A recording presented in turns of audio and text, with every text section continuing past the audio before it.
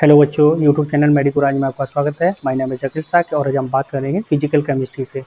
तो physical chemistry में आज का हमारा जो लेक्चर रहेगा वो हमारा लेक्चर सेकंड करके रहेगा। और ये जो सेकंड लेक्चर रहेगा वो चैप्टर आपका रहेगा किससे, some basic concept of chemistry से रहेगा।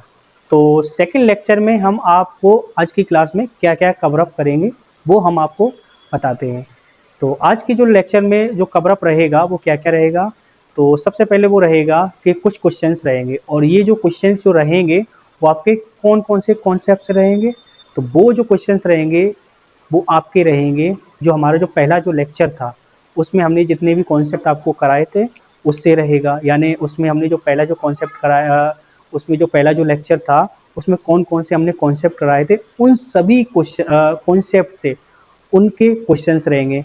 क्वेश्चंस जो रहेंगे उनमें हम कुछ एग्जांपल्स कराएंगे और साथ ही साथ उसके और जो क्वेश्चन होते हैं प्रैक्टिस के लिए हम आपको लास्ट क्लास के एंड में आपको बोर्ड पर लिख के आपको दे देंगे, ठीक है, जिससे आपकी प्रैक्टिस सेशन में आसानी मिलेगी।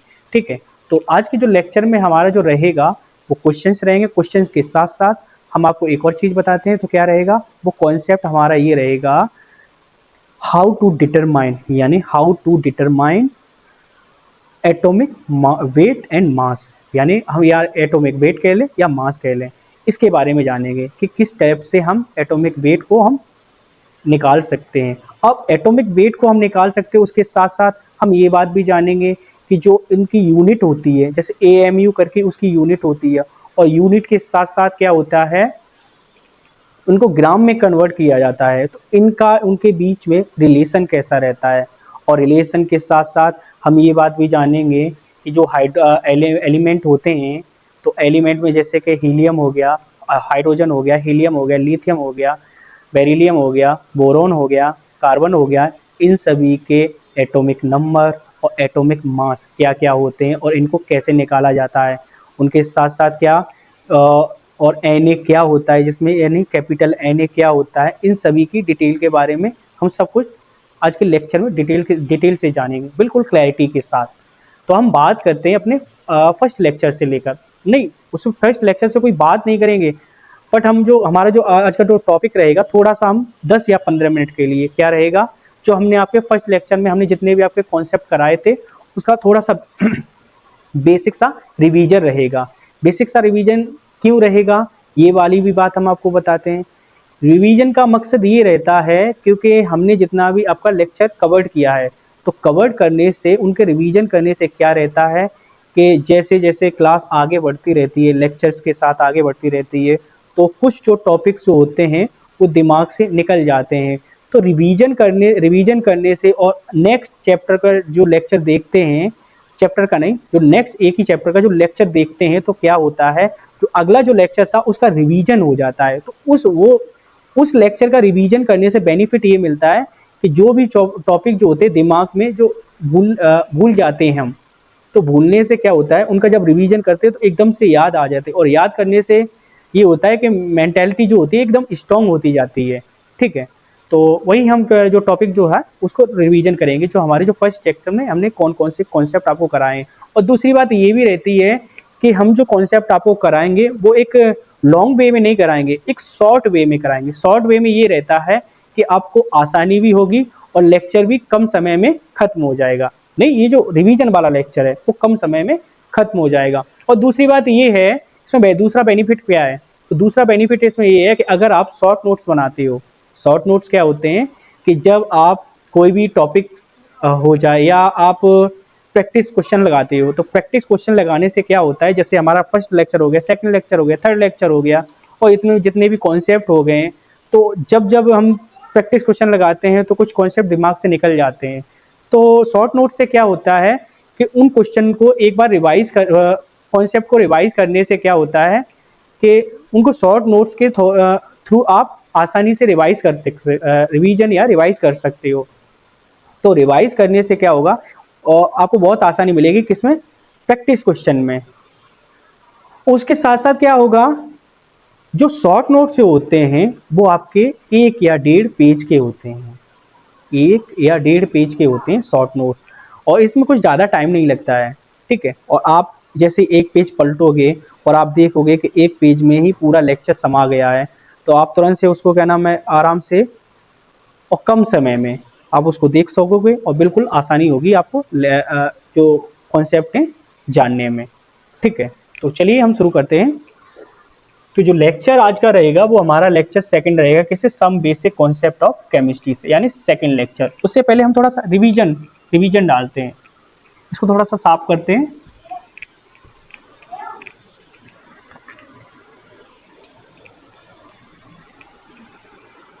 रिवीजन रहेगा, ठीक है।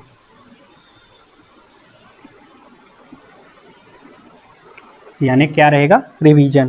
तो रिवीजन में हम ये देखते हैं कि हमारे कौन कौन से टॉपिक थे। तो सबसे पहले देखते हैं फर्स्ट लेक्चर से हमारा टॉपिक क्या था, यानी कॉन्सेप्ट। क्या क्या कॉन्सेप्ट था? हमने आपको जो फर्स्ट लेक्चर में कॉन्सेप्ट बताए थे, ठीक है। तो कॉन्सेप्ट था हमारा हैशटैग करके, क्या था? Definition. Definition of the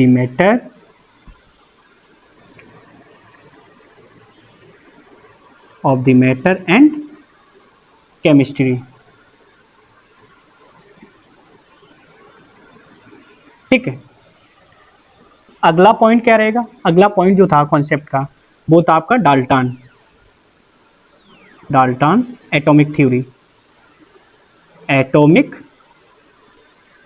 theory, ठीक है। नेक्स्ट क्या था? नेक्स्ट या था हमारा state of matter. State of matter, ठीक है। अब ये जो दो कॉन्सेप्ट रहेंगे, some basic sorry some questions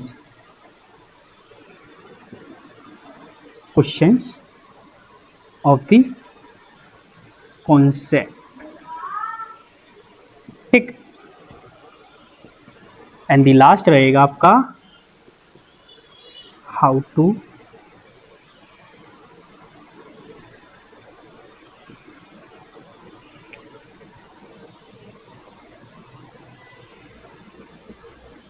atomic mass of the atom, ठीक है। ये जो टॉपिक रहेंगे, ये दो टॉपिक जो रहेंगे, यानी ये जो दो कॉन्सेप्ट रहेंगे, इनको हम कराएंगे, आपको कराएंगे, यानी इस लेक्चर में,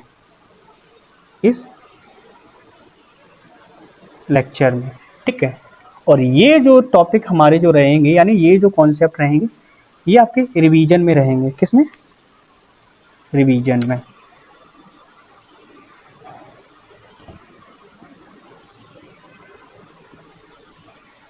कौन कौन से देख लीजिए एक बार। ये हमने आपको फर्स्ट लेक्चर में बताया था, यानी definition of the matter and chemistry, Dalton atomic theory और स्टेट ऑफ मैटर। इन तीनों के बारे में हम रिवीजन में जानेंगे। और ये जो क्वेश्चन है, जैसे कि सम बेसिक क्वेश्चन ऑफ, यानी some question of concept, how to determine atomic mass of the atom, यानी ये सभी आज के लेक्चर में रहेंगे। आज का लेक्चर हमारा यहाँ तक रहेगा, ठीक है। इतना सब कुछ हम जानेंगे, ठीक है।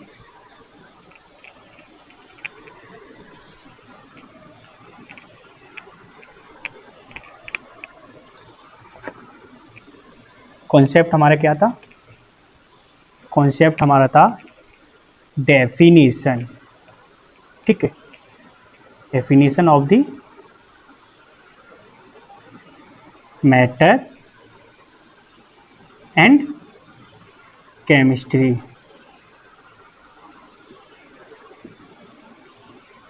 केमिस्ट्री, ठीक है। तो इसमें क्या था? What is chemistry? ये केमिस्ट्री से रिलेटेड था।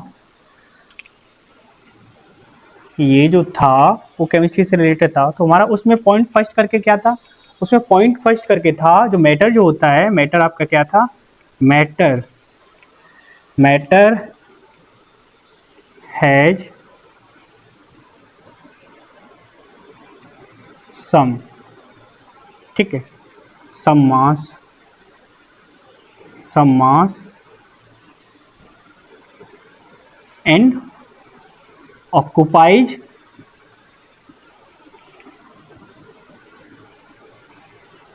सम स्पेस, ठीक है, ये हो गया। सेकंड आपका क्या था? सेकंड था जो केमिस्ट्री जो होती है, chemistry detailed chemistry detailed study of the matter and क्या था? एंड प्रॉपर्टीज, ठीक है। यानी इसमें जो डेफिनेशन में बताया गया था वो क्या बताया गया था पिछले लेक्चर में? मैटर जो होता है उसके पास कुछ मास होता है, यानी द्रव्यमान होता है, और वो क्या करता है? द्रव्यमान होने के साथ साथ वही मैटर कुछ जगह गिरता है। मैटर क्या होता है? यानी द्रव्य, क्या होता है? द्रव्य, ठीक है।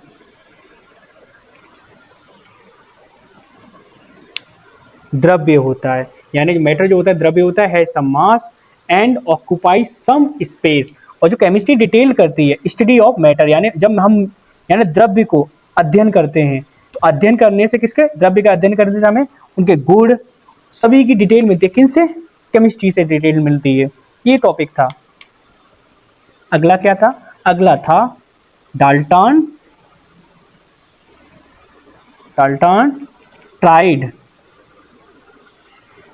tried to explain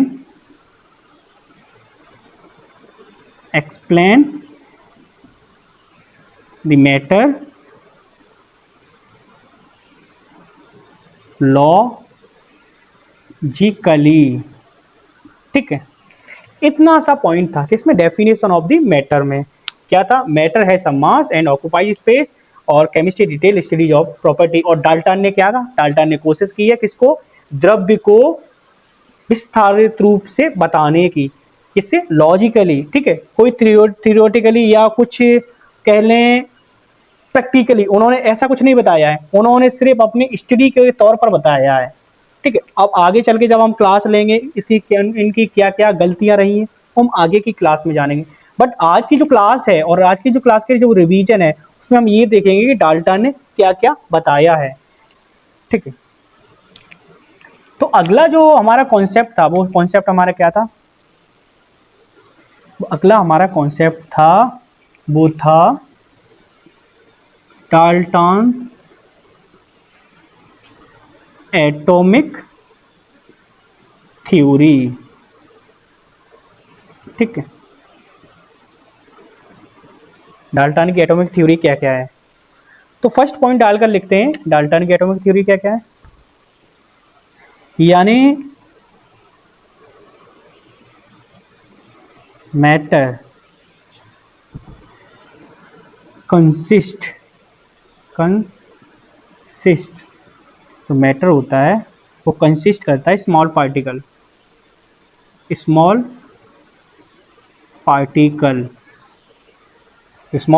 होते हैं वो कंसिस्ट करता है, यानी matter consist small particle is called atom. First point हो गया। सेकंड पॉइंट क्या था? सेकंड पॉइंट था एटम जो होते हैं atoms are so small that cannot be subdivided, यानी ये इतने छोटे होते हैं कि इनको सब डिवाइडेड नहीं कर सकते, यानी क्या? ये इंडिविजुअल होते हैं, ठीक है। इस टाइप से होता है। और अगले पॉइंट में इन्होंने क्या कहा है? अगले पॉइंट में इन्होंने बताया है या तो इनको नष्ट नहीं कर सकते, या तो इनको हम बना नहीं सकते, या तो इनको नष्ट नहीं कर सकते, ठीक है। यानी atom can not be create nor destroy.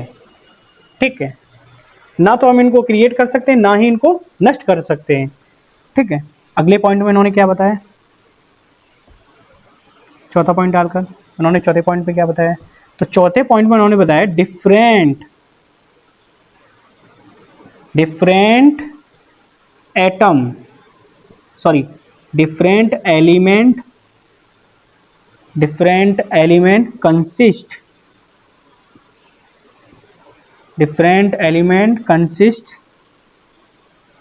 ठीक है, डिफरेंट जो एलिमेंट होते हैं consist types of consist different sorry language अब बनती है, different element consist different types of atoms. ठीक है, ये बात कही इन्होंने, यानी इन्होंने ये बात भी कही जो अलग अलग जो तत्व होते हैं वो किससे मिलकर बने होते हैं, वो अलग अलग परमाणु से मिलकर बने हो। और इसमें क्या कहा गया, इसमें पहली लाइन से आपको बताते थोड़ा, या हम एक बार लिख लेते तब हम थोड़ा सा रिवाइज कराते हैं। इस लाइन में इन्होंने क्या कहा है, इस लाइन में ए पर्टिकुलर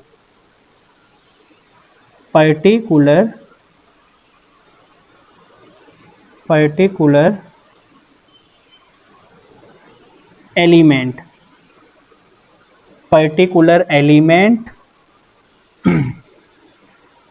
कंसिस्ट सम या कहते सेम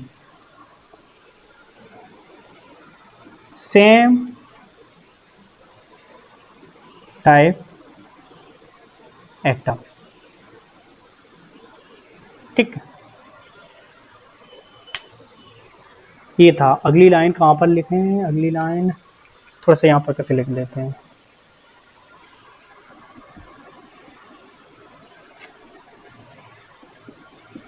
अगली जो लाइन में इन्होंने कहा है वो ये कहा है कि different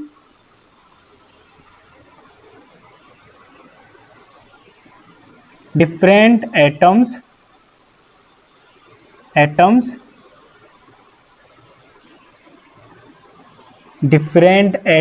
of the different element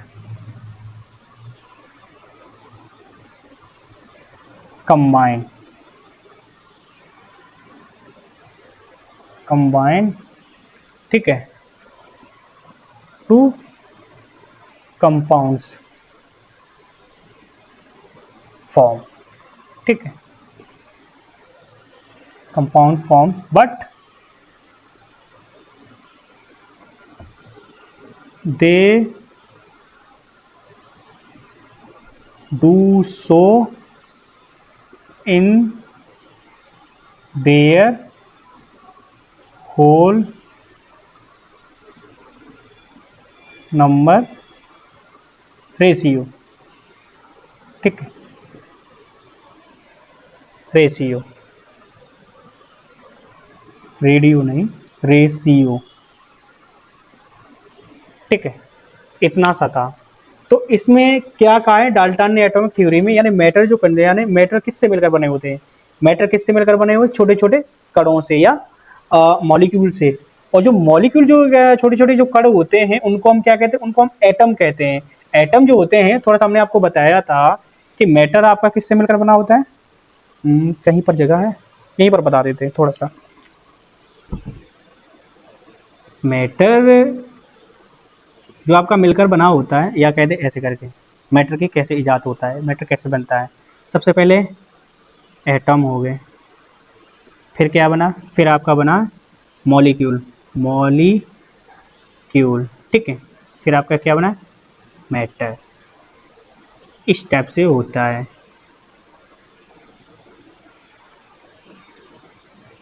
यहाँ पर इसे थोड़ा सा समझ लीजिए यानी मैटर जो कंसिस्ट स्मॉल पार्टिकल होते हैं, यानी जो द्रव्य होता है क्या क्या क्या किससे मिलकर बना होता है, ये छोटे छोटे कणों से मिलकर बना होता है, उनको हम क्या कहते हैं, उनको हम एटम कह देते हैं। उनको हम क्या कह देते हैं, उनको हम एटम कह देते हैं। अब एटम्स इतने छोटे होते हैं कि इनको हम डिवाइडेड नहीं कर सकते, यानी ये अभाज्य होते हैं।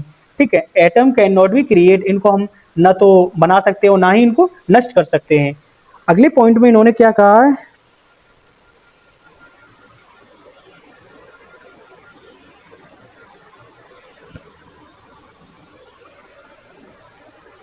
अगले पॉइंट में इन्होंने क्या कहा है, different element consist different types of atom, यानी अलग अलग जो तत्व होते हैं, अलग अलग जो तत्व होते हैं वो किनसे मिलकर बने होते हैं, वो अलग अलग प्रकार के परमाणुओं से मिलकर बने होते हैं। यानी यहाँ पर इस लाइन को देखिए, इस लाइन को डिकोड करते हैं थोड़ा सा हिंदी में, यानी जो अलग अलग तत्व होते हैं कंसिस्ट यानी किससे मिलकर बने होते हैं, ये मिलकर बने होते हैं अलग अलग परमाणुओं से मिलकर बने होते हैं। अब अगली जो लाइन क्या कह रही है, अगली लाइन कह रही है कि a particular element consist same type of atoms, यानी कोई जो मुख्य तत्व होता है, कोई जो मुख्य तत्व होता है, या कह दें एक जो मुख्य तत्व होता है वो किससे मिलकर बना होता है, वो एक ही तरह के परमाणुओं से मिलकर बना होता है। ये इस लाइन का मतलब ये होता है, डिकोड करें तो, यानी ये लाइन क्या कह रही है, ये लाइन कह रही है ए पर्टिकुलर एलिमेंट, यानी कोई या एक, यानी कोई या एक जो मुख्य तत्व जो होता है, यानी कोई जो मुख्य तत्व होता है वो किससे मिलकर बना होता है, वो एक ही तरह के परमाणुओं से मिलकर बना होता है। जैसे एग्जाम्पल कह दें, एग्जाम्पल जैसे आपका सोना हो गया, ठीक है, ठीक है, सोने को शायद एयू कहते हैं, ठीक है, और आपका हो गया क्या, ऑक्सीजन, ठीक है, एग्जाम्पल के तौर पर, एग्जाम्पल एयू हो गया और ऑक्सीजन हो गया। इन दोनों का एग्जाम्पल कैसे ले लें हम, जैसे सोने हो गया, सोने के जितने भी कण होते हैं, यानी सोने के जितने भी कण होते हैं, तो क्या जो कण होते हैं वो एक किससे मिलकर बने होते हैं, उन कणों का, उनसे जो सोने के कणों से क्या मिलकर बना होता है, वो उनसे मिलकर जो तत्व बना होता है, तो वो कण होते किसके हैं, अगर सोने के कणों से, यानी सोने के जो कण होते हैं उनसे मिलकर तत्व बनता है, तो वो तत्व जो हो, वो जो कण होते हैं वो कण होते किसके, वो सोने के ही तो होते हैं। तो वही लाइन बता रहे, ए पर्टिकुलर एलिमेंट, एक ही जो मुख्य तत्व होता है वो किससे, एक ही तरह के परमाणु से मिलकर बना होता है, यानी जो जो तत्व था उसके जो कण थे वो थे किसके, वो सोने के ही तो कण थे। जैसे ऑक्सीजन का एक बार एग्जांपल ले लीजिए, जैसे ऑक्सीजन गैस है, ऑक्सीजन गैस के जो परमाणु होते हैं, क्या हो गया, ऑक्सीजन गैस के जो परमाणु होते हैं तो वो क्या होता है, तो वो ऑक्सीजन गैस के जो परमाणु, जो ऑक्सीजन होता है वो तत्व बनाता है, ठीक है, ऑक्सीजन क्या होता है, तो ऑक्सीजन गैस के जो परमाणु होते हैं, तो वो जो परमाणु मिलकर जो तत्व बनता है, तो उसके जो परमाणु होते हैं, उसके जो परमाणु होते हैं, जो गैस के जो परमाणु होते हैं, तो वो गैस के परमाणु होते क्या हैं, तो गैस के जो परमाणु होते हैं वो ऑक्सीजन के ही तो होते हैं। यहाँ थोड़ी समझने वाली बात ये है कि ऑक्सीजन गैस है आपकी, ठीक है, ऑक्सीजन गैस के जितने भी कण होते हैं या पार्टिकल होते हैं, तो उनके जो कण हो गए उनसे मिलकर कोई तत्व बना, तो वो तत्व, वो कण किसके थे, ऑक्सीजन के ही तो थे। तो ये बात ये बता रहे, a particular element consist same type of atoms, ये बात किसने कही, ये डाल्टन ने कही है, ये हमने बात नहीं कही है, ठीक है। अगली जो लाइन बता रही है, वो अगली लाइन क्या कह रही है, different atom of the different element combined to compound form, जब हम अलग अलग परमाणु और अलग अलग अलग परमाणु से मिलकर जो तत्व बना होता है, यानी अलग अलग परमाणुओं से मिलाकर जो तत्व को, यानी अलग अलग परमाणुओं के तत्वों को मिलाकर क्या एक कंपाउंड बनाते हैं, यानी एक यौगिक बनाते हैं, ठीक है। तो वो जो यौगिक होता है, they do so in their whole number ratio, ये एक होल नंबर रेशियो के फॉर्म में होते हैं। अब होल नंबर रेशियो के फॉर्म में किस टाइप से होते हैं, जैसे आपका हाइड्रोजन हो गया, सॉरी वाटर हो गया, कार्बन डाइऑक्साइड हो गई, ये किस ये किस बेसिस पर हो गई, इनका जो H2O, इनका जो होल नंबर रेशियो किस टाइप से हो गया, 1:2, 1:2 हो जाता है। ठीक है, ऐसे ही कार्बन डाइऑक्साइड की बात करें, CO2 की, सॉरी इसका ये नहीं होता है क्योंकि यहाँ पर 2 है, 2:1 हो गया। ठीक है, ऐसे ही कार्बन डाइऑक्साइड की बात करें, इसका अनुपात होता है 1। इस टाइप से हो जाता है। समझ में आया? जो डिफरेंट एटम्स होते हैं of the different element combined to compound form, but they do so in their whole number ratio. यानी क्या हो गया, जो अलग अलग जो अलग अलग परमाणु से मिलकर जो तत्व बना होता है, उनको मिलाकर क्या बनाया हमने, अलग अलग परमाणुओं और तत्वों को मिलाकर हमने बनाया एक यौगिक। अब वो जो यौगिक है वो किस रेशियो में आता है, वो किस, जैसे ये हाइड्रोजन ऑक्सीजन मिलाकर वाटर बना है, कार्बन डाइऑक्साइड और ऑक्सीजन को मिलाकर क्या बना है, कार्बन डाइऑक्साइड गैस बनी है। यानी ठीक है, कार्बन और ऑक्सीजन को मिलाकर क्या बना है, ऑक्सीजन को मिलाकर क्या बना है, आपका कार्बन डाइऑक्साइड बना है। तो ठीक है, इनका जो रेशियो आ रहा है वो 2:1 हो रहा है और इसका 1:2 हो रहा है। इस टाइप से आपका रहता है। ठीक है, चलिए रिवीजन का लास्ट पॉइंट देखते हैं। लास्ट पॉइंट में क्या था,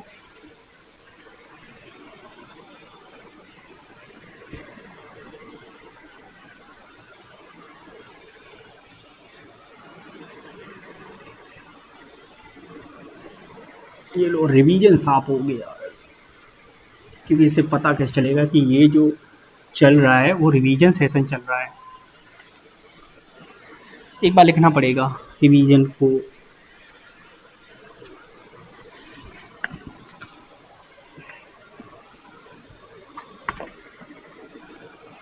ठीक, एक बार रिवीजन लिख लेते हैं। ठीक है, तो टॉपिक हमने कौन कौन सा कवर कर लिया है, हमने कर लिया है definition of the matter and concept और डाल्टन एटॉमिक थ्योरी। अगला जो रहेगा वो हमारा रहेगा क्या, अगला कॉन्सेप्ट क्या रहेगा, वो रहेगा स्टेट ऑफ द मैटर, यानी मैटर की स्टेट क्या रहती है, ये बात हम जानेंगे। ठीक है, तो सबसे पहले हम मैटर को समझते हैं।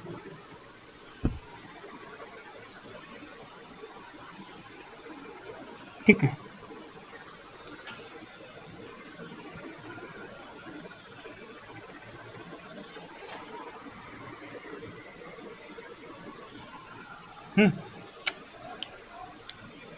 जो हम फिजिकल केमिस्ट्री में जो मैटर को पढ़ेंगे वो हम जानेंगे कि वो हम किस पार्ट से पढ़ रहे हैं।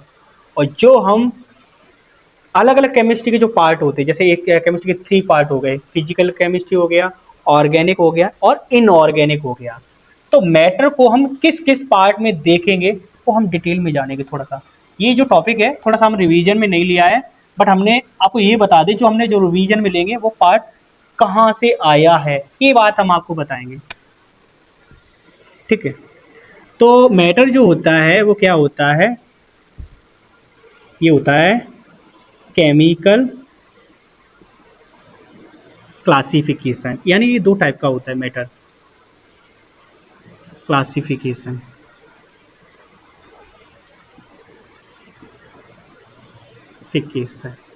ठीक है, और ये क्या हो गया आपका फिजिकल क्लासिफिकेशन। यानी ये वर्गीकरण हो जाता है मैटर का, यानी एक केमिकल में इसका वर्गीकरण हो गया और इसका किस में वर्गीकरण हो गया, ये हो गया फिजिकल में क्लासिफिकेशन। समझ में आया? यानी ये केमिकल क्लासिफिकेशन हो गया और ये फिजिकल क्लासिफिकेशन, यानी जो मैटर हो गया 2 भागों में क्लासिफाइड हो गया, यानी क्लासिफाइड हो गया किसमें, केमिकल्स में और फिजिकल में। अब हम ये जानेंगे कि ये केमिकल जो क्लासिफिकेशन होता है वो कितने टाइप का होता है, और फिजिकल जो होता है वो किस बेसिस पर और कितने टाइप का होता है। ये हम बात किस पर जानेंगे, बेसिस पर जानेंगे, मैटर के बेसिस पर। जैसे केमिकल क्लासिफिकेशन हो गया, फिजिकल क्लासिफिकेशन हो गया। अब हम ये बात जानेंगे कि जो फिजिकल जो केमिकल क्लासिफिकेशन होता है वो किस बेसिस पर कितने टाइप का होता है, ये बात जानेंगे। ये 2 टाइप का होता है, ये है प्योर सब्सटेंस, ठीक है, और ये हो गया आपका मिक्सचर, ठीक है, यानी ये प्योर सब्सटेंस हो गया और ये मिक्सचर हो गया है। अब ये प्योर सब्सटेंस होता है ये आपका कितने टाइप का होता है? ये भी आपका दो टाइप का होता है प्योर सब्सटेंस। प्योर सब्सटेंस में आपका एलिमेंट हो गया, ठीक है, और ये आपका क्या हो गया? ये कंपाउंड हो गया। अब हम सबसे पहले इसको देखेंगे, एलिमेंट कितने टाइप के होते हैं, यानी एलिमेंट कितने टाइप के होते हैं। तो एलिमेंट भी आपके थ्री टाइप के होते हैं। कितने टाइप के? थ्री टाइप के। कौन कौन से? मेटल हो गया, नॉन मेटल हो गया और मेटलॉइड हो गया। मेटेलॉइड हो गया, ठीक है, यानी मेटल हो गया, नॉन मेटल हो गया, मेटलॉइड हो गया। अब कंपाउंड को देखते हैं, ये कंपाउंड कितने टाइप का होता है? कंपाउंड भी हमारा दो टाइप का होता है। कौन कौन सा होता है ये देखेंगे। तो कंपाउंड हो गया, ऑर्गेनिक हो गया, इनऑर्गेनिक हो गया, इनऑर्गेनिक हो गया और ऑर्गेनिक हो गया। कंपाउंड हमारे दो टाइप के हो जाते हैं, इनऑर्गेनिक हो गया, ऑर्गेनिक हो गया। अब मिक्सचर को देखते हैं, इसको। अब ये मिक्सचर जो पार्ट किसका है? ये केमिकल क्लासिफिकेशन का ही ये पार्ट है, यानी ये बेसिस पर जो केमिकल क्लासिफिकेशन जो बेसिस पर इसका जो वर्गीकरण हुआ है, क्लासिफाइड जो हुआ है, वो दो टाइप का होता है। जो मिक्सचर हमारा कौन सा? एक रहता है होमोजीनस, होमोजीनस, ठीक है, होमोजीनस हो गया, और हेट्रोजीनस, हेट्रोजीनस हो गया, ठीक है। ये दो टाइप का हो जाता है, यानी होमोजीनस हो गया, हेट्रोजीनस हो गया। अब हम इतना रहता है हमारा, यानी जो केमिकल क्लासिफिकेशन जो रहता है, प्योर सब्सटेंस करके, मिक्सचर करके हो गया, एलिमेंट हो गया, कंपाउंड हो गया, मेटल, नॉन मेटल, मेटलॉइड हो गया। अब जो एलिमेंट, नॉन मेटल, मेटलॉइड और नॉन मेटल और मेटलॉइड जो हो गया, वो किस पार्ट का हिस्सा है? वो हिस्सा है एलिमेंट का। और एलिमेंट किसका हिस्सा है? प्योर सब्सटेंस का हिस्सा है। प्योर सब्सटेंस किसका हिस्सा है? केमिकल क्लासिफिकेशन का। और केमिकल क्लासिफिकेशन क्या है? यही मैटर है। तो मैटर का जो वर्गीकरण हुआ है, यानी क्लासिफिकेशन हुआ है, वो इस बेसिस पर हुआ है। यानी हम ये नहीं कह रहे जो मैटर जो होता है आपको इस टाइप से देखने को मिलता है। अब जब आप होमोजीनियस हेट्रोजीनियस में आप जब मिक्सचर में जाओगे तो आपको देखने को मिलेगा जो मिक्सचर जो होता है होमोजीनियस और हेट्रोजीनियस कैसा होता है। जीनियस यानी होमोजीनियस वो होता है जो मिक्सचर जैसे कहते हैं, जैसे हमने शरबत बनाया है, यानी शरबत बनाया है तो उसमें हम चीनी घोल दिए तो चीनी आपकी शरबत के तौर पर पूरी घुल जाएगी। अब चीनी आपको नहीं दिखेगी। तो इस टाइप के सिखाना मिक्सचर को आप होमोजीनियस कह देते हैं। और हेट्रोजीनियस वो होता है जैसे हमने पानी में बालू के कण ले ली, मोटे मोटे पार्टिकल ले लिए मिट्टी के, ठीक है, ठोस वाले पार्टिकल उसमें मिला दिए। अब जो पानी में वो पार्टिकल होते हैं वो इस टाइप से घुल नहीं पाते हैं, तो उसको हेट्रोजीनियस कह देते हैं। तो वो जो पार्टिकल जो है उन दोनों का मिक्सचर बना रहे हैं, तो है क्या? वो सब्सटेंस है क्या? वो सब्सटेंस किसका हिस्सा है? वो सब्सटेंस हिस्सा किसका है? वो सब्सटेंस हिस्सा इसका है मिक्स मैटर का। उसको हम मैटर नहीं बोलेंगे क्या? उसको भी तो मैटर बोलेंगे, क्योंकि उसके पार्ट को हम थोड़ा इधर उधर कर रहे हैं, ठीक है, पार्ट को थोड़ा वर्गीकृत कर रहे हैं, यानी क्लासिफिकेशन कर रहे हैं उनके पार्टों का, उनके हिस्सों का। यानी ये जो मैटर जो देखने को मिलेगा हमें किसमें देखने को मिलेगा? केमिकल क्लासिफिकेशन में। हम जो पढ़ा रहे हैं वो क्या पढ़ा रहे हैं? फिजिकल। तो हमें जो मैटर देखने को मिल रहा है वो हमें फिजिकल में किस टाइप से देखने को मिलता है? तो ये होता है बेस्ड ऑन, ये बेस्ड ऑन किस पर होता है? बेस्ड ऑन इंटरमॉलिक्यूलर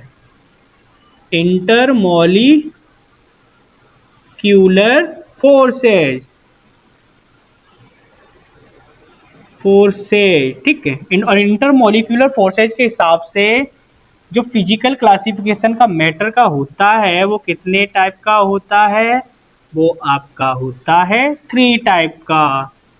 सॉलिड हो गया, लिक्विड हो गया और गैस हो गया। ठीक है,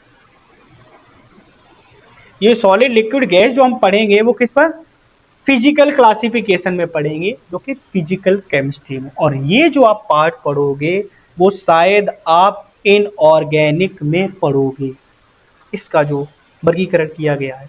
ठीक है, इस टाइप से होता है। तो हम देखते हैं फिजिकल क्लासिफिकेशन कैसा, based on intermolecular forces. Intermolecular forces क्या होता है, उनके अंदर, यानी उनके अंदर जो मॉलिक्यूल होते हैं, उनके अंदर जो मॉलिक्यूल होते हैं और मॉलिक्यूल के अंदर जो फोर्स लगता है, यानी उनके अंदर जो मॉलिक्यूल होते हैं उन मॉलिक्यूल के बीच में, जैसे हम कहते हैं ये जो दो मॉलिक्यूल हो गए, ठीक है, ये जो दो मॉलिक्यूल हो गए और इन दोनों के बीच में जो फोर्स लग रहा है, ठीक है, अब हम इनको छुटाने की कोशिश कर रहे हैं, एक दूसरे को हटाने की। क्या ये हट रहे हैं? नहीं हट रहे, बट और ज्यादा फोर्स लगा दे, बिल्कुल अलग अलग हो गए। तो जो इंटरमॉलिक्यूलर फोर्स है, इसके अंदर का जो फोर्स है, इसके सॉलिड के अंदर का फोर्स है, तो फोर्सेस के बेसिस के हिसाब से ये 3 टाइप के हो जाते हैं, सॉलिड, लिक्विड, गैस। इनका थोड़ा सा रिवीजन कर लेते हैं। ये तो था, बता दिया था कि किस मैटर का आपको किस किस चीजों में देखने को मिलता है, बहुत चीजों में देखने को मिलता है। केमिकल क्लासिफिकेशन, प्योर सब्सटेंस हो गया, मिक्सचर हो गया, ठीक है, एलिमेंट, कंपाउंड हो गया। एलिमेंट आपके कहना मेटल, नॉन मेटल, मेटलॉइड हो गया। कंपाउंड आपका इनऑर्गेनिक, ऑर्गेनिक हो गया। और मिक्सचर आपका होमोजीनियस और हेटेरोजीनियस हो गया। ठीक है, इतना देखने को मिलता है। थोड़ा सा अब हम फिजिकल क्लासिफिकेशन पर मैटर को देखते हैं। तो ठीक है, अब हम डाल सकते हैं मैटर।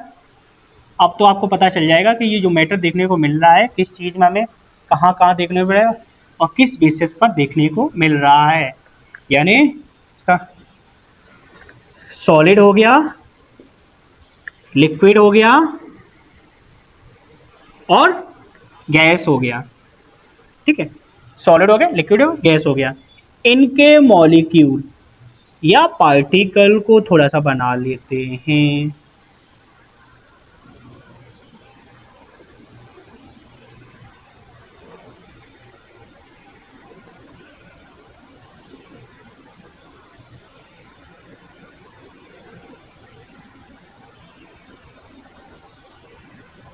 इनके बीच में जो फोर्स लग रहा है,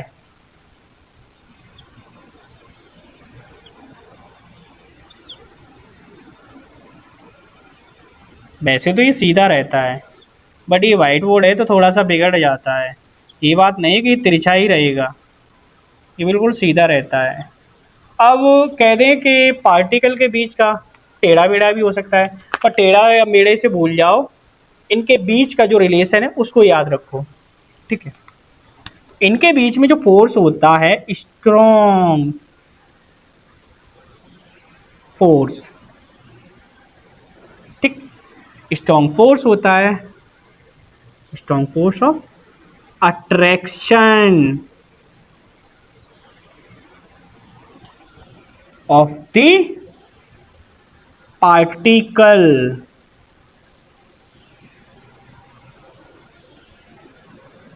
shape and size, shape and size fixed। ठीक है, थोड़ा सा इसको देख लेते हैं। इनके बीच का ये हाल है, ये हाल है, ये हाल है, कहीं पर आपको दिख रहा है, ये देखो इनके बीच का फोर्स ऑफ अट्रैक्शन। तो हम इसके बीच में लिख देंगे, इनके बीच का जो फोर्स ऑफ अट्रैक्शन होता है, lesser force of attraction, force of attraction, ये हाल है, देखो ये हाल है, यानी लेसर फोर्स ऑफ अट्रैक्शन के बीच का लेसर फोर्स ऑफ अट्रैक्शन है। यानी इनकी शेप देखते हैं, इसकी कोई शेप फिक्स नहीं होती है ना, इनका कोई, जब शेप फिक्स होगी तो साइज भी फिक्स होगा। तो ठीक है, ये बात समझ लीजिए, इसकी अगर शेप फिक्स होगी तो साइज भी फिक्स होगा, पर इसकी शेप और साइज कोई नहीं फिक्स है। नॉट शेप, ठीक है, इसकी कोई शेप नहीं होती है, बट वॉल्यूम फिक्स्ड। क्या? इसका वॉल्यूम फिक्स्ड होता है। गैस के देखते हैं, गैस के पार्टिकल देख रहे हो, बहुत ही ज्यादा इनके बीच की जो काइनेटिक एनर्जी है,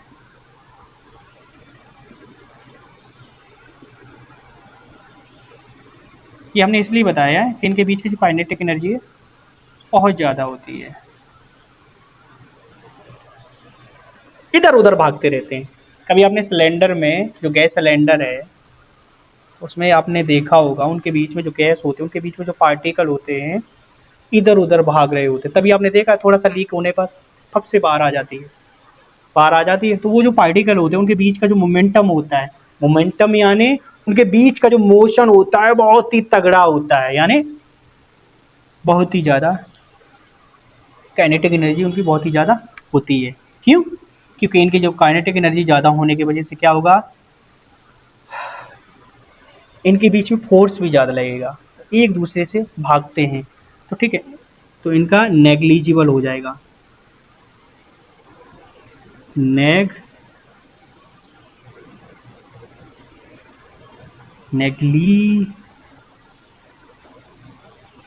नेग्लिजिबल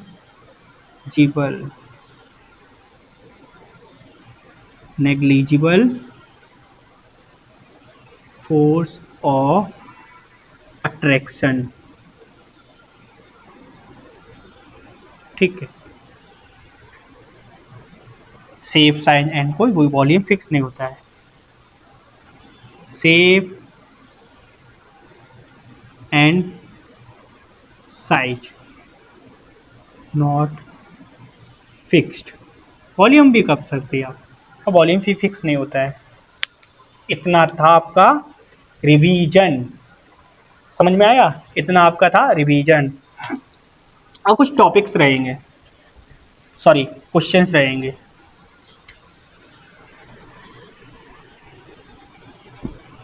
इन कॉन्सेप्ट से अब वो क्वेश्चन क्या क्या है देखते हैं।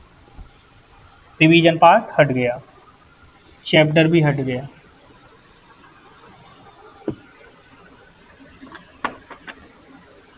क्वेश्चंस क्या है देखते हैं।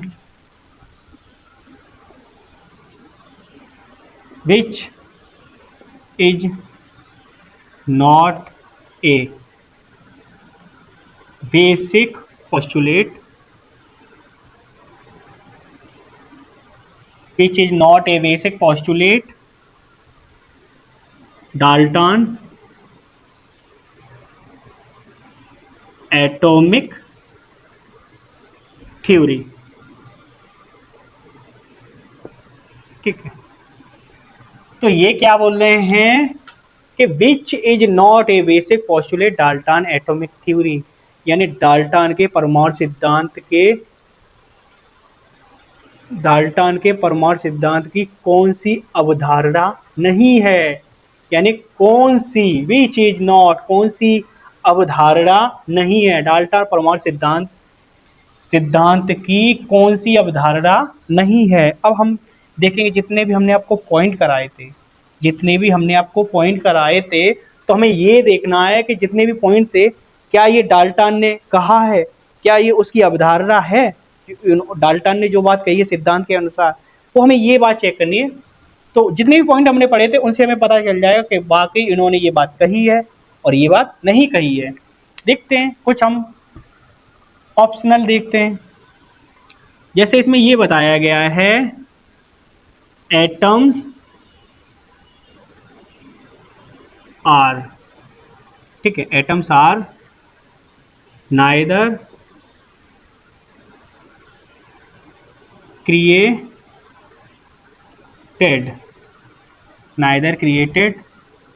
nor destroy, ठीक है, इन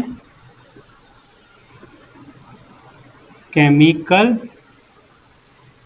रिएक्शन। ठीक है, सेकंड पॉइंट पर देखते हैं।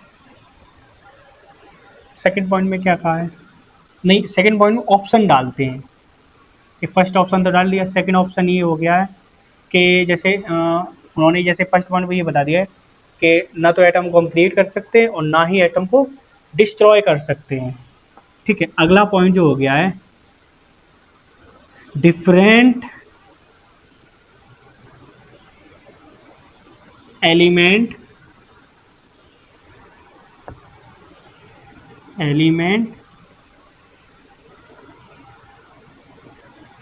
हैव डिफरेंट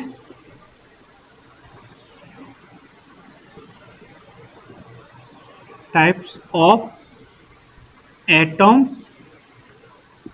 ठीक है, अगला इन्होंने ये कहा है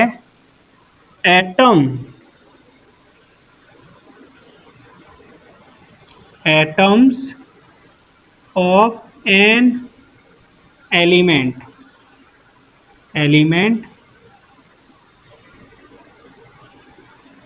atoms of an element different may be different due to presence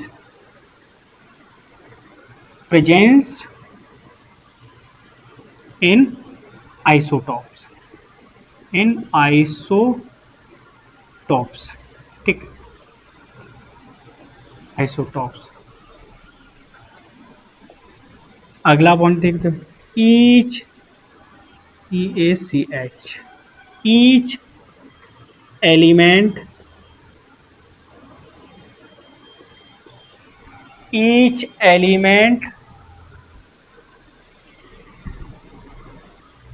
is composed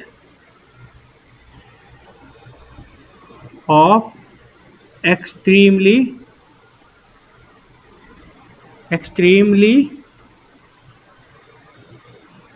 small particle is called atom. ठीक है, ये बात है। तो ये चार ऑप्शनल है which is not a basic postulate Dalton atomic theory. तो atom are neither create not destroy in chemical reaction, यानी एटम ना तो हम इसको क्रिएट करते हैं ना डिस्ट्रॉय कर सकते हैं इन केमिकल रिएक्शन। ये बात सही है। Different element have different type of atom, यानी अलग अलग जो तत्व होते हैं वो अलग अलग परमाणु से मिलकर बने होते हैं। ये वाली भी बात उन्होंने कहा है डाल्टन ने। ये देखते हैं एटम ऑफ एन एलिमेंट, यानी जो एटम्स होते हैं किसी परमाणु के, यानी तत्व के जो परमाणु होते हैं, तत्व के जो परमाणु होते हैं वो डिफरेंट हो सकते हैं, मे बी डिफरेंट यानी अलग अलग हो सकते हैं due to presence in isotope, यानी आइसोटॉप्स की उपस्थिति में जो तत्व जो होते हैं, तत्व के जो परमाणु अलग अलग हो सकते हैं। ये बात उन्होंने कही, यही बात तो नहीं कही उन्होंने। ठीक है, इसमें देखते हैं each element is compose of extremely small particle is called atom, यानी जो प्रत्येक जो एलिमेंट होता है, यानी प्रत्येक जो तत्व होता है वो कंपोज होकर होता है, यानी छोटे छोटे पार्टिकलों से मिलकर बना होता है, उनको ही तो एटम कहते हैं। ये वाली बात भी सब उन्होंने कही है, यही वाली तो बात उन्होंने नहीं कही है। Atom of an element may be different due to presence of in isotopes. ठीक है, अगला क्वेश्चन क्या है, एक और क्वेश्चन देख लेते हैं। तो इसमें ये है विच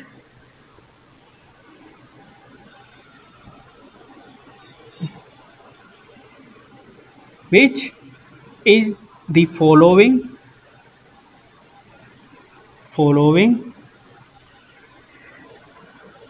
which of the following is most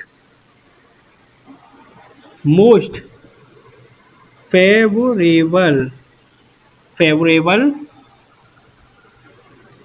conditions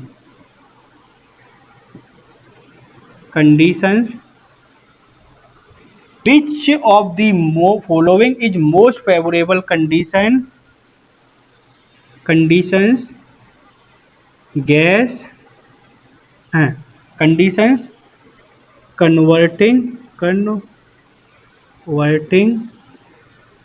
converting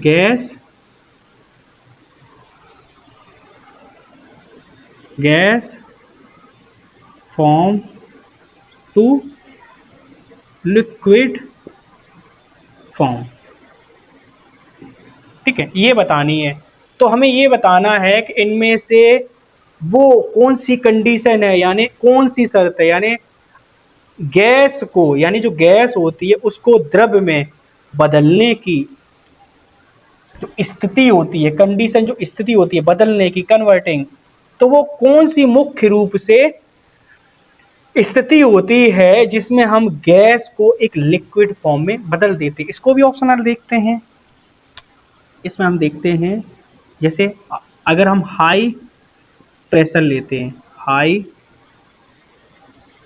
pressure high pressure, लो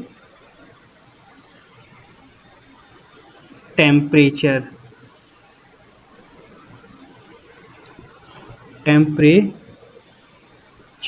ठीक। सेकंड में देखते हैं, low pressure high temperature,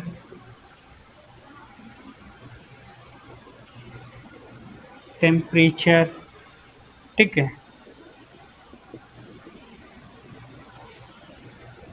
low pressure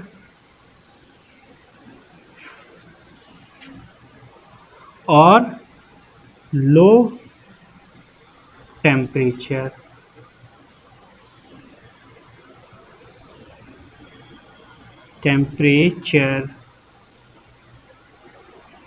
ठीक है।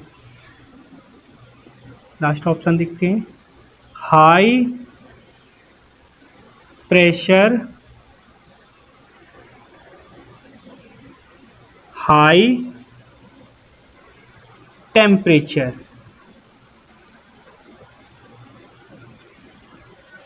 ठीक है। इनमें से ऑप्शन में ये देखना है कि वो स्थिति कौन सी रहेगी, कब कब प्रेशर ज्यादा रहेगा और टेम्परेचर कब कम रहेगा, जो कि गैस फॉर्म से लिक्विड फॉर्म में बदल जाए। हमें ये देखना रहेगा, क्या अगर लो प्रेशर कर दिया, हाई टेम्परेचर कर दिया तो क्या हो सकता है, या लो प्रेशर करने से, ये सभी कंडीशन को हमें देखना है। तो इन सभी कंडीशन को हम देखेंगे तब हम जानेंगे कि ऐसी कंडीशन कौन सी रहेगी। तो सबसे पहले हम ये देख लेंगे थोड़ा सा एग्जांपल के तौर पर कि एक कोई सिलेंडर है, ठीक है। एक कोई सिलेंडर है,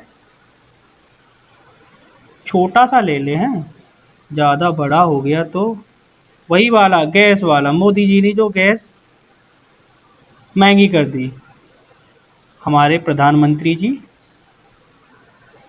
जिन्होंने गैस महंगी कर दी, वही वाला सिलेंडर, ठीक है। इसी टाइप से होता है। हाँ, ये सही बना है। ये पीछे वाला नीचे ऐसे करते हैं हम, ये रखने के लिए सही हो जाएगा। हाँ, इसको हम थोड़ा अंदर की चीज़ों को देखेंगे, यानी एक्सरे विजन के साथ। हाँ, एक्सरे विजन के साथ देखते हैं तो इसके अंदर क्या होता है, ये जो पार्टिकल है वो कौन, ये गैस के पार्टिकल हैं। किसके पार्टिकल, गैस के पार्टिकल, जोर से बोलो, गैस के पार्टिकल। हाँ, ये दिख रहा है आपको, ये क्या है, ये गैस के पार्टिकल है। अब सिलेंडर तो स्टील का ही होता है, इनके बीच के जो गैस के पार्टिकल हैं उनके बीच में, जो पार्टिकल के बीच में क्या हो रहा है, मोशन हो रहा है, उन्हें उनके बीच में मोमेंटम, मोमेंटम का मतलब क्या हो गया, टकराव, एक दूसरे से लगातार टकराव, यानी ये नहीं कि टकरा कर ही चिपक जा रहे हैं, वो इनके बीच का जो मोमेंटम है बहुत ही ज्यादा है, टकराव इनके बीच में बहुत ज्यादा है, यानी एक दूसरे टकरा रहे हैं, गति कर रहे हैं लगातार। अब जब टकरा रहे हैं, गति कर रहे हैं, तो उनके बीच में भी तो काइनेटिक एनर्जी होगी। अब जब काइनेटिक एनर्जी होगी तो एक्चुअल सी बात है, जब एक काइनेटिक एनर्जी होने से इनके बीच का मोमेंटम बहुत ज्यादा हो जाएगा, तो क्या होगा, हाई प्रेशर होगा, हाई प्रेशर होगा, चलो ठीक है, हाई प्रेशर कर दिया, जो कि हम उनके मोमेंटम को थोड़ा सा कंट्रोल करें। क्या करें? कंट्रोल करें। हाई प्रेशर के साथ हम इन पर लगातार प्रेशर लगा रहे हैं, जिनके बीच से इनकी जो काइनेटिक एनर्जी है थोड़ा सा कम हो। अब जब आप किसी के अपोजिट फोर्स लगाते हो, जब वो मोशन में है, अब आप अपोजिट फोर्स लगाते हो, तो क्या उसकी गति जो होगी, उसका जो मोशन होगा धीमा नहीं होगा? बिल्कुल नहीं होगा। उनके बीच का जो मोशन होगा बिल्कुल ही धीमा होगा। ठीक है, तो जब हाई प्रेशर लगाएंगे तो क्या होगा, उनके बीच का मोशन बहुत कम हो जाएगा, और जब मोशन कम होगा तो हमें टेम्परेचर की भी आवश्यकता पड़ेगी। तो देखते हैं कौन सा टेम्परेचर इसमें सूट करता है। अब हाई प्रेशर तो इनकी काइनेटिक एनर्जी को कम कर रहा है, एक्चुअल सी बात है, क्योंकि हमें इस पर हर जगह से क्या कर रहे हैं, प्रेशर कर रहे हैं। प्रेशर करने से काइनेटिक एनर्जी कम होगी। अब क्या करेंगे, टेम्परेचर अगर इसका हाई कर दे तो क्या हो जाएगा, हाई करने से इनके जो मोमेंटम होगा, उनके बीच का जो पार्टिकल और ज्यादा हो जाएगा, और ज्यादा होने से प्रेशर जो हमने जो ज्यादा लगाया था तो वो तो अब कम पड़ गया।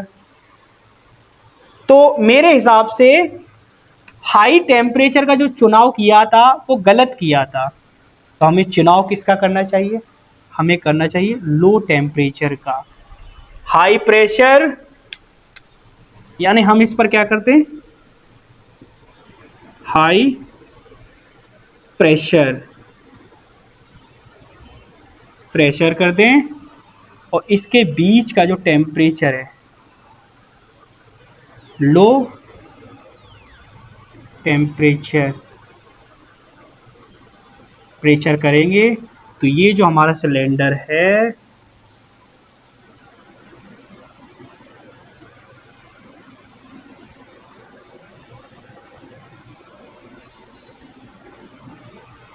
ठीक,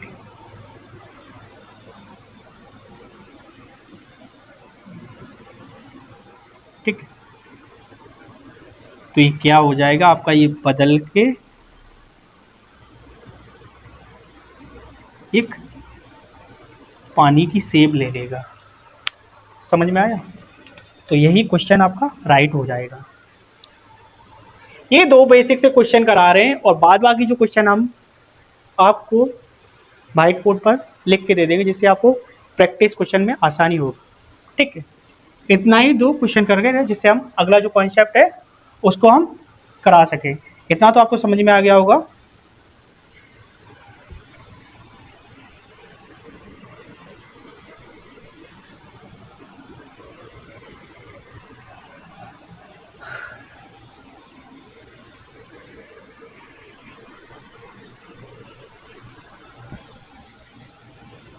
तो अगला टॉपिक हमारा क्या था, यानी कॉन्सेप्ट हमारा क्या था, वो कॉन्सेप्ट हमारा था, कॉन्सेप्ट हमारा क्या था, वो था how to determine how to determine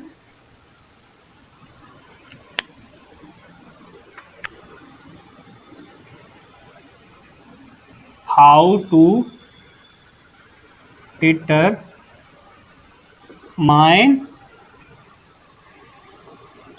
atomic mass of the atom. ठीक है, AMU करके ये बात जानते हैं। ठीक है, इसका भी देखते हैं, यानी how to determine atomic mass of the atom. अमन कौन ही लिया उन्हें,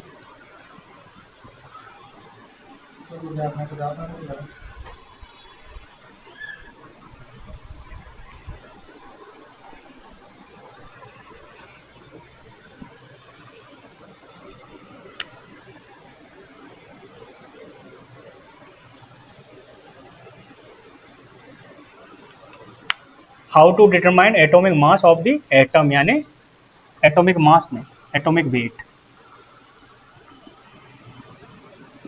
wait of the weight of an atom करके, यानी एटॉमिक मास या एटॉमिक वेट, ये बात हम लिख लेंगे। ठीक है, ये बात हमने जान ली।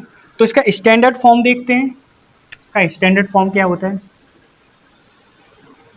स्टैंडर्ड या ट्रेस करके रेफरेंस, रेफरेंस देखते हैं। जैसे आपका हो गया atomic mass unit, atomic mass unit AMU, या यूनिफाइड मास स्मॉल यू से क्या निकल के आएगा? 1/12 weight of C 1 carbon C12 atom. ये फॉर्मूला निकल के आता है किसका? एटॉमिक मास यानी AMU, यूनिफाइड मास यानी U बराबर। अब हम थोड़ा सा ये देखते हैं एग्जाम्पल के तौर पर, जिसमें हम एटॉमिक वेट देखते हैं किस टाइप से हम एटॉमिक वेट देखते हैं। ये एग्जाम्पल नहीं, एक फॉर्मूला बेस से। जैसे ऑक्सीजन का है, ऑक्सीजन का एटॉमिक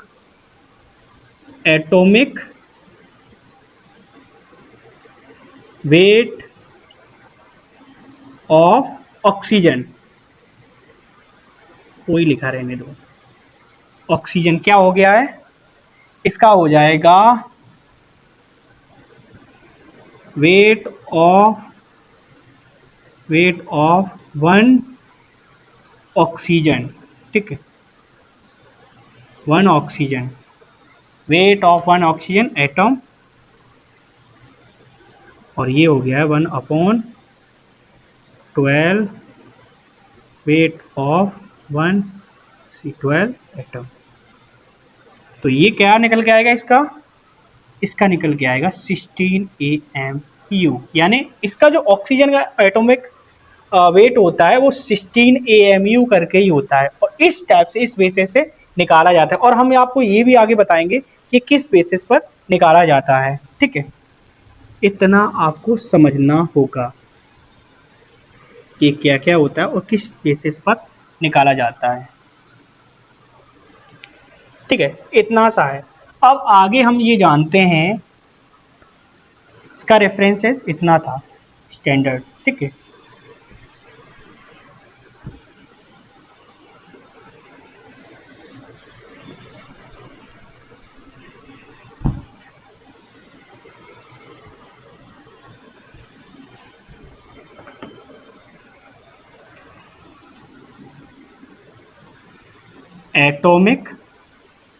एटॉमिक वेट। ठीक है,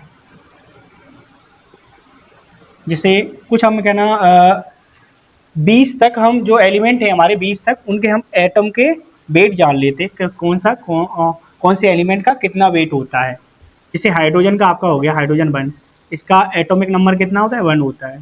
ठीक है, तो इसका क्या एटॉमिक वेट कितना हो गया? 1 हो गया। हीलियम का 2 एटॉमिक नंबर का कितना हो गया? 2 हो गया, 4 हो गया। ठीक है, लिथियम का 7 हो गया। ठीक है, बेरिलियम का 9 हो गया। 5 आपका हो गया बोरोन का कितना हो गया? 11 हो गया। 6 सी कार्बन का कितना हो गया? 12 हो गया। 7 पर नाइट्रोजन का कितना हो गया? 14 हो गया। 8 पर ऑक्सीजन का कितना हो गया? 16 हो गया।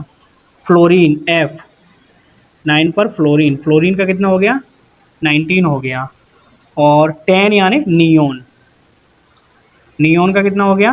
नियोन का 20 हो गया। अब देखते हैं, यानी एटॉमिक वेट हो गया ये एटॉमिक क्या ना नंबर्स हो गए, और ये एटॉमिक वेट हो गया। अब अगले पॉइंट पर देखते हैं, जैसे 11 हमारा सोडियम हो गया, तो सोडियम का कितना हो जाए? 23। 12 हमारा मैग्नीशियम हो गया, मैग्नीशियम का कितना? 24। 13 हमारा एल्यूमिनियम हो गया, एल्यूमिनियम का कितना हो गया? 27। 14 हमारा सिलिकॉन हो गया, सिलिकॉन कितना हो गया? 28 हो गया। ठीक है, और 15 हमारा फॉस्फोरस हो गया, पी यानी पी हमारा 31 हो गया, ठीक है। 16 हमारा हो गया सल्फर, 16 हमारा हो गया सल्फर, सल्फर कितना हो गया 32 हो गया। अब 17 क्या हो गया क्लोरीन, क्लोरीन कितना होता है 35.5 इतना रहता है। अब 18 हो गई हमारी क्या आर्गन, आर्गन क्या हो गया ये गैस हो गई है, ठीक है। तो गैस का कितना रहता है, गैस का रहता है, हालांकि हीलियम भी हमारी गैस थी, ये दोनों अक्रिय गैसें हैं यानी इनर्ट गैसें, और इनर्ट गैस को नोबल गैस बोला जाता है। तो इसका रहता है 40, ठीक है 40 रहता है। 19 हमारा पोटेशियम हो गया, ठीक है, पोटेशियम कितना होगा 39, और 20 हमारा क्या कैल्शियम हो गया, कैल्शियम का कितना होता है 40 होता है। तो ये जो हमें एलिमेंट दिए हुए हैं, ठीक है, ये जो हमें एलिमेंट दिए हुए हैं यानी ये एटॉमिक नंबर्स हो गए और उनके एटॉमिक वेट हो गए, इनको हमें इतना जानना रहता है जिससे हमें पता चल जाता है कि कौन सा कितना निकालना रहता है। और हम निकालने का आपको तरीका भी बताते हैं, फॉर्मूला भी बताते हैं, और उनको कराते भी हैं कि कैसे कैसे इनके निकाले जाते हैं, ठीक है। इतना रहता है एटॉमिक वेट।